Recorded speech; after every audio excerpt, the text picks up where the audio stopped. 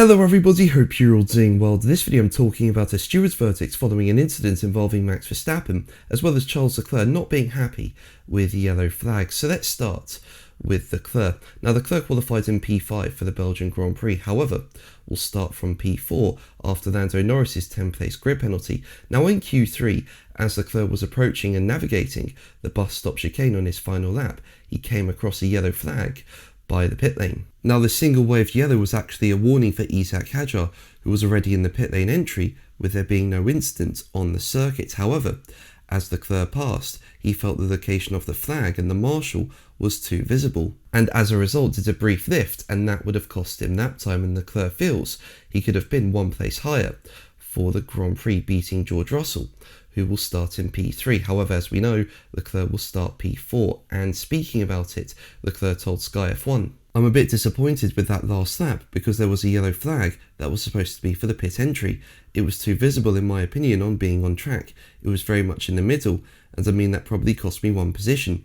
I wouldn't have done a crazy better lap time, and half a second was still there, but one position would have been possible." Now make sure to subscribe so you don't miss my Formula 1 content and are kept up to date with F1 news. I've just reached 55,000 subscribers and thank you so much for your support. It means so much to me. Now going back to Leclerc, and I do feel sorry for him in this case. I mean, when you look at Leclerc's onboard, it does look like there's a yellow flag for something happening out on circuit and you've got to lift, and that's what Leclerc did. However, there was no need to do that because it was for something in the pit lane. So yeah, do feel sorry for Leclerc in that situation. But let's move on to this steward's verdict. Now in free practice 3, Lewis Hamilton crashed towards the end of the session. He got on the gravel, lost the rear end and destroyed the right rear of his car. And this caused double yellow flags. Now Carlos Sainz was coming up behind Verstappen, who was slowing for the double waved yellow flags at the scene of Hamilton's accident. And the Williams driver locked up in his attempts to slow down behind Verstappen, but his actions did not impress Verstappen,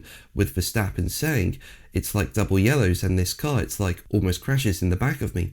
Unbelievable. Meanwhile, Sainz said to his team, the car in front braked quite suddenly. Now the stewards summoned both Carlos Sainz and Max Verstappen to give their views on what happened out on track, and they've decided to take no further action, with the stewards saying in their verdict, Car 55 was behind Car 3 on the approach to the double yellow zone.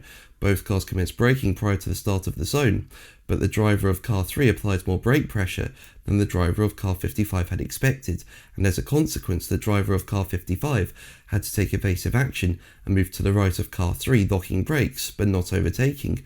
Both drivers stated they were surprised, the driver of Car 3 by Car 55 closing so quickly after Car 3 had commenced braking before the braking zone, and the driver of Car 55 by Car 3 braking more heavily than he had anticipated.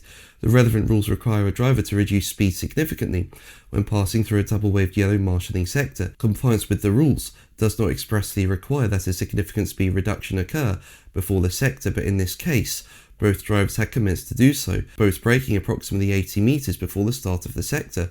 By the time Car 55 entered the double yellow, it had reduced speed significantly and maintained a significantly reduced speed throughout the sector. The stewards were therefore satisfied that the driver of Car 55 committed no infringement. The locking of the brakes was attributable to a misunderstanding of relative braking and determined to take no further action. But that's going to be the video from me. Thank you ever so much for watching. Make sure to like and subscribe for more videos, and until the next one, take care. Bye.